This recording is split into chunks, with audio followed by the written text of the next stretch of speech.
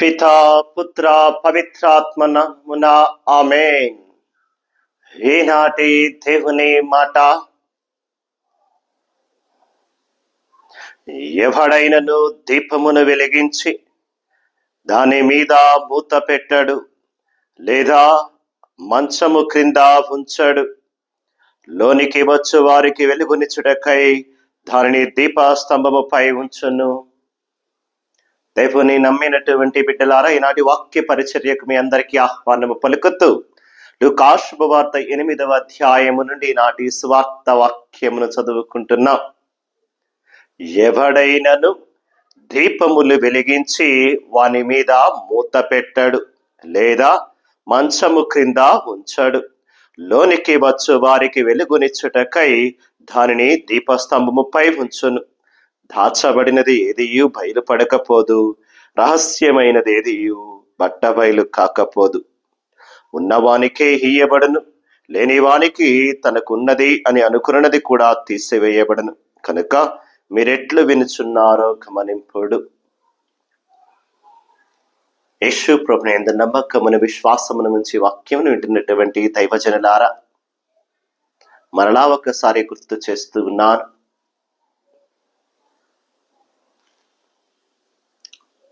దీపమును వెలిగించి దాని మీద మూత పెట్టము, మంచం కింద దాచిపెట్టము.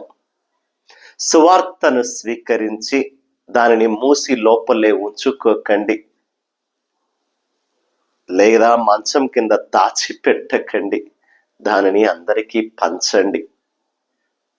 మేమందరినీ కోరేది ఒకటే. నేను చేస్తున్నటువంటి ఈ సువార్త పరిచర్యలో మీ విశ్వాసాన్ని బట్టి మీరు కూడా భాగస్థులు కండి. మీరు చేయవలసింది ఒక్కటే, ప్రతిరోజు ఈ వీడియోను చూడండి, యొక్క వాక్యాన్ని వినండి, దానిని మీకు తెలిసిన వారికి షేర్ చేయండి. ప్రతిరోజు పంపించండి. ఒకసారి పంపించా కదా అని ఆపవద్దు. ప్రతిరోజు కనీసం కొద్ది మందికైనా మీరు ఈ వాక్యాన్ని పంపించండి. అదే మీరు చేసేటటువంటి సువార్త సేవ. సువార్తను విని దాచుకోకండి, 10 మందికి పంచండి. నాటి వాక్యముల ప్రభు మరి ఒకసారి మనకి గుర్తు చేస్తున్నారు. కాబట్టి నేను అడుగుతున్నది మిమ్మల్ని, ఇంకా నా ఛానల్ ఎవరైనా సబ్స్క్రైబ్ చేయకపోతే సబ్స్క్రైబ్ చేసుకోండి, గంటను నొక్కండి, ప్రతిరోజు నోటిఫికేషన్ వస్తుంది. అదే విధముగా మీ బంధువులకు, మీకు తెలిసిన వాళ్ళకు, మీ సంఘాల్లో ఉన్నటువంటి వారికి వాక్యాన్ని ప్రతిరోజు కూడా తప్పనిసరిగా షేర్ చేయండి. ఎక్కువ మందికి వాక్యం వెళ్ళేటట్లుగా చేయమని ప్రభు పేరిట మేము కోరుతున్నా. ఈనాటి వాక్యములో ప్రభు అంటున్నటువంటి చక్కనైనటువంటి మాట లూకా శుభవార్త 8వ అధ్యాయం 16వ వచనం అంటుంది, ఎవడైనను కూడా దీపమును వెలిగించి దాని మీద మూత పెట్టడు, లేదా దానిని తీసుకుని మంచం క్రింద దాచి పెట్టడు అంటున్నారు. ఎందుకు ప్రభువు ఆ మాట అంటూ ఉన్నాడు? ఆ రోజుల్లో, ఇప్పుడంటే మనకి లైట్లు, కొత్త కొత్త వెరైటీ లైట్లు, ట్యూబ్ లైట్లు, లేకపోతే డిఫరెంట్ లైట్లు వెరైటీలుగా వచ్చాయి. వెలుతురుగా ఉంటుంది, రాత్రిపూట కూడా పగల్లాగానే ఉంటుంది. కానీ ఆ రోజులు యేసు ప్రభు ఈ వాక్యాన్ని చెప్పేటువంటి 2000 సంవత్సరాల క్రిత కాలంలో ఈ లైట్లు ఇవన్నీ లేవు. ఆ రోజుల్లో ఉండేదేంటి? ఒక దీపము, కిరోసిన్ దీపము, లేకపోతే లాంతరో, ఒత్తి వెలిగించి నూనె పెట్టేటటువంటి లాంతరలో, లేకపోతే కిరోసిన్ లాంతరలో, చిన్న చిన్న బుడ్డిలో, చిన్న చిన్న దీపాలో మనము కూడా పాత రోజుల్లో చూస్తాం. మన ఇళ్లలో అంతకుముందు ఈ కరెంట్ ఇవి లేకముందు అటువంటి సమయంలో ఒక దీపమును వెలిగించి, లేకపోతే ఒక లాంతర్ను వెలిగించి, అది ఎక్కడ ఆరిపోతుందోనని దాని మీద మూత పెట్టేసావని అనుకోండి, ఏమవుతుంది? వెలుగు కనపడుతుందా? దీపం వెలిగించేది ఎందుకు? వెలుగు రావడానికి. దీపము యొక్క ముఖ్య ఉద్దేశం ఏంటి? దీపము చేసే పని ఏంటి? చీకటిని పారద్రోలి వెలుగును తీసుకురావడమే దీపం చేసేటటువంటి పని. రూమ్ అంతా, గది అంతా కూడా చీకటిగా ఉందనుకోండి, ఒక కొవ్వొత్తి వెలిగించి చూడండి, గదంతా కూడా వెలుగుగా ఉంటుంది. ఆ కొవ్వొత్తిని ఆపేసి చూడండి, గదంతా కూడా చీకటిలో కూడా నీకేదైనా కనిపిస్తుంది అంటే ఆ దీపము అది ఇచ్చేటటువంటి వెలుగు, దాని వలన వచ్చేటటువంటి వెలుగు.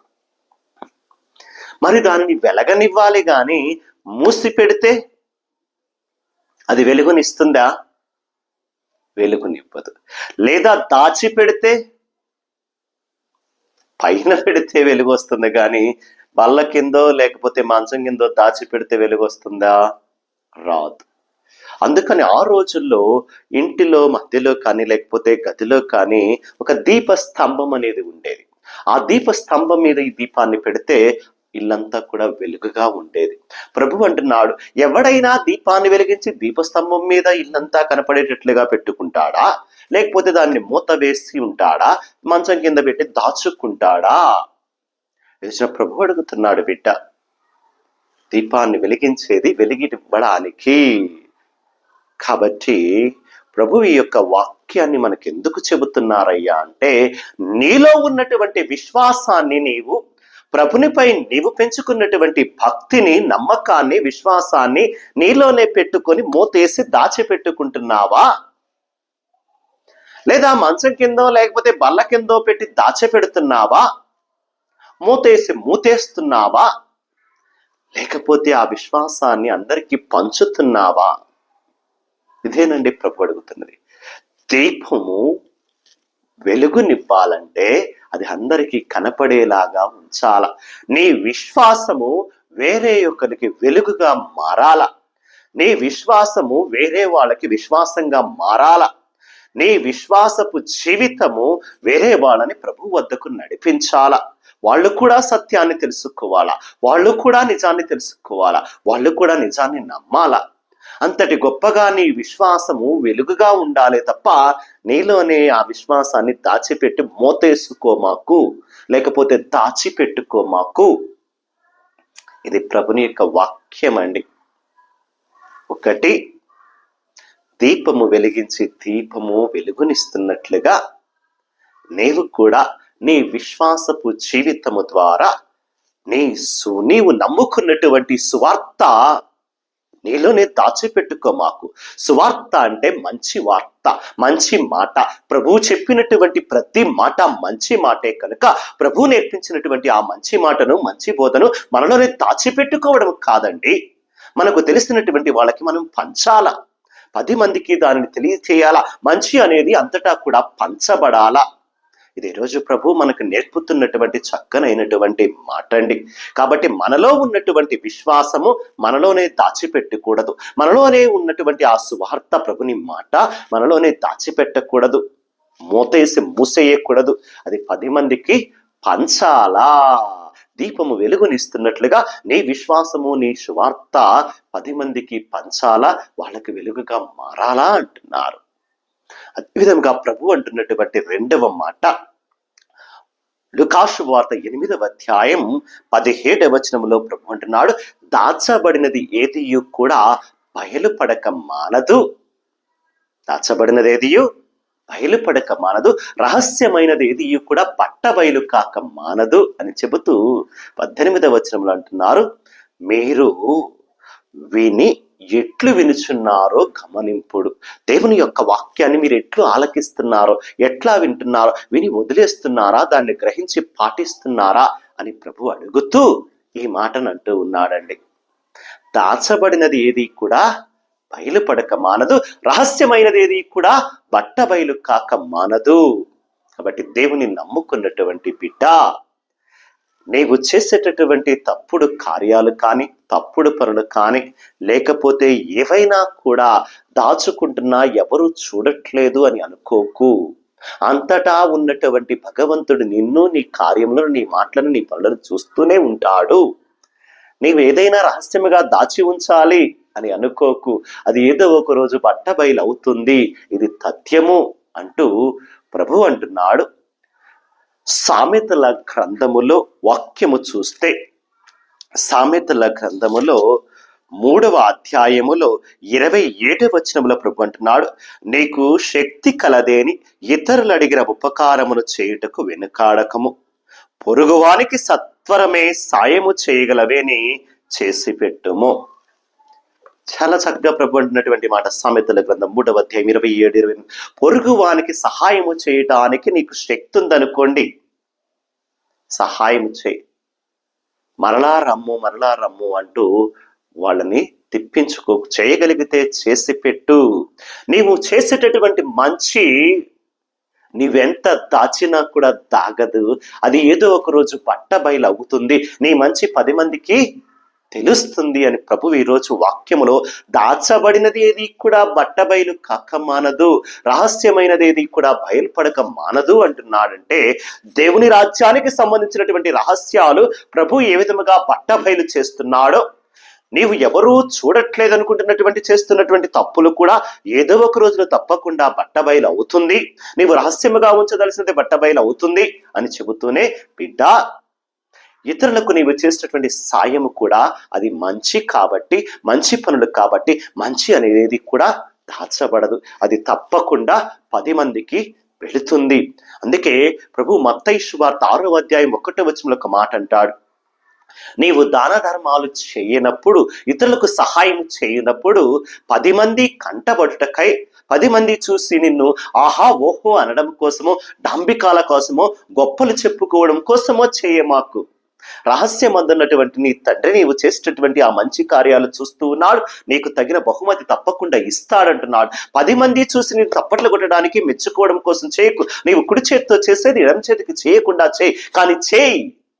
నీకు చేయగలిగినటువంటి శక్తి ఉన్నప్పుడు ఇతరులు నిన్ను నీ దగ్గరికి వచ్చి సహాయం అడిగినప్పుడు, అది ఏ సహాయమైనా, నీ సమయం అడుగుతున్నారా, లేకపోతే నీ శక్తిని అడుగుతున్నారా, నీ యొక్క పనిని చేయమని అడుగుతున్నారా, తన సహాయం అడుగుతున్నారా, మాట సహాయం అడుగుతున్నారా, సలహా అడుగుతున్నారా, ఏ సహాయం అడిగినా నీవు చేయగలిగితే నీ శక్తి కొలది నువ్వు చేయి. నీవు ఇతరులకు చేసేటువంటి సహాయాన్ని భగవంతుడు చూస్తున్నాడు. భగవంతుడు చూస్తున్నాడు కనుక నీవు చేసేటువంటి ప్రతి మంచి పనికి, ప్రతి సహాయానికి భగవంతుడు తప్పకుండా నీకు తగిన బహుమతిని ఇస్తాడు అని వాక్యం అంటూ 10 మంది చూసి మెచ్చుకోవడం కోసం చేయమాకు. ఒకవేళ ఇక్కడే చప్పట్లు కొట్టి, ఇక్కడే బహుమతి ఇచ్చి, ఇక్కడే మెచ్చుకున్నారనుకో, అక్కడ నేను ఇవ్వడానికి ఏమీ ఉండదు కదా, ఇక్కడే నీకు బహుమతి లభించింది కదా అని ప్రభు అంటున్నాడు. అందుకని ప్రభు ఈనాడు చాలా చక్కగా అంటున్నటువంటి 2 మాటలు, ఒకటి, దీపాన్ని వెలిగించి మూసివేసి లేకపోతే మంచం కింద దాచిపెట్టకూడదు. అలాగే నీ విశ్వాసాన్ని, నీవు నమ్మినటువంటి సిద్ధాంతమైన ప్రభుని మాట అయిన సువార్తను నీలోనే దాచిపెట్టుకోకు, అందరికీ పంచడానికి ప్రయత్నము చేయి. ఎందుకంటే దేవుని మాట వెలుగు వంటిది, చీకటిలో ఉన్న వారికి వెలుగునివ్వాలా, నువ్వు నీ విశ్వాసాన్ని పంచాలా, నీ యొక్క సువార్తను 10 మందికి పంచి అందరికీ కూడా వెలుగునివ్వడానికి, సాధ్యమైనంత ఎక్కువ మందిని ప్రభువు గురించి చెప్పటానికి నీవు ప్రయత్నము చేయాలా. నీ విశ్వాసం ఒక దీపము వంటిది, అది వెలగాల, అందరికీ వెలుగునివ్వాలా అని ప్రభు అంటున్నాడు. రెండవది, నీకు చేతనైనటువంటి మంచిని ఇతరులకు చేయి. నువ్వు చేసినప్పుడు ఎవరు గుర్తించకపోయినా, ఎవరు చూడకపోయినా గుర్తుపెట్టుకో, రహస్యమైనది ఏదైనా కూడా బట్టబయలవుతుంది, దాచబడింది ఏదో ఒక రోజు బయలుపడుతుంది. నీవు చేసినటువంటి మంచి ఏదైనా, మంచి మాట అయినా, మంచి పని అయినా 10 మందికి ఏదో ఒక రోజు తప్పకుండా తెలుస్తుంది. అంతకు మించి నీవు చేసినటువంటి మంచిని, మంచి పనిని గుర్తించినటువంటి నీ దేవుడు తప్పక నీకు తగిన బహుమతిని ఇస్తాడు. ఇక్కడ వీళ్ళిచ్చే బహుమతుల కోసం, వీళ్ళు మెచ్చుకోవడం కోసం, వీళ్ళు చప్పట్లు కొట్టడం కోసం కాదు నీవు మంచి చేయవలసింది, మంచి మాట్లాడవలసింది. రహస్యమందుండి ప్రతిదీ గుర్తిస్తున్నటువంటి నీ తండ్రి తప్పక నీకు తగిన బహుమతిని ఇస్తాడు. రహస్యముగా దాచివుతున్నది ఏదైనా బట్టబయలు ఏదో ఒక రోజు అవుతుంది. నీవు తప్పు చేసినా కూడా అంతే, నీవు దాచుదాము ఎవరు చూడట్లేదు, నువ్వు ఏదో ఒక రోజు అది బయలుపడుతుందని ప్రభు మరి ఒకసారి హెచ్చరిస్తూ, మంచి మాట్లాడండి, మంచి చేయండి, రహస్యముగా ఏది ఉంచి ఎవరూ చూడట్లేదనుకోవద్దని చెబుతూ, దీపము వంటి నీ విశ్వాసాన్ని వెలిగించి అందరికీ వెలుగును పంచు. దేవుడిచ్చినటువంటి శక్తి కొలది నీకు చేతనైనంత వరకు ఇతరులకు మంచి చేయి. ప్రభు తప్పకుండా నీకు తగిన బహుమతిని ఇస్తానని వాగ్దానం చేస్తున్నాడు. కాబట్టి ప్రభుని వాక్యాన్ని వింటున్నటువంటి వారులారా, మీరు ఎలా వాక్యాన్ని వింటున్నారో ఒక్కసారి ఆలోచన చేయండి అంటూ, ప్రభుని యొక్క వాక్యాన్ని విని వదిలేయకుండా దాన్ని పాటించి ఆలకించి దేవుని యొక్క బహుమతిని, దైవ రాజ్యాన్ని పొందుకోవడానికి ప్రయత్నం చేయండి అంటున్నటువంటి ప్రభుని మాటలు విన్న వారులారా, చిన్న ప్రార్థన చేసుకుంటూ దైవ ఆశీస్సులు పొందుకుందాం. ప్రేమమయుడైనటువంటి యేసు ప్రభువా, నీకే వందనాలు, స్తుతులు, స్తోత్రములయ్యా. నీ వాక్యము ద్వారా ఈరోజు గొప్ప రహస్యాన్ని దాచి ఉంచినది కూడా బట్టబయలు కాకుండా మనదు అంటూ గొప్ప రహస్యాన్ని మాకు తెలియచేశావు. దైవరాజ్య రహస్యాలు ఎన్నాళ్ళు దాచిపెట్టబడినా కూడా దానిని కూడా బట్టబయలు చేసి మాకు తెలియచేశావు. నీకే వందనాలు, స్తుతులు, స్తోత్రములయ్యా.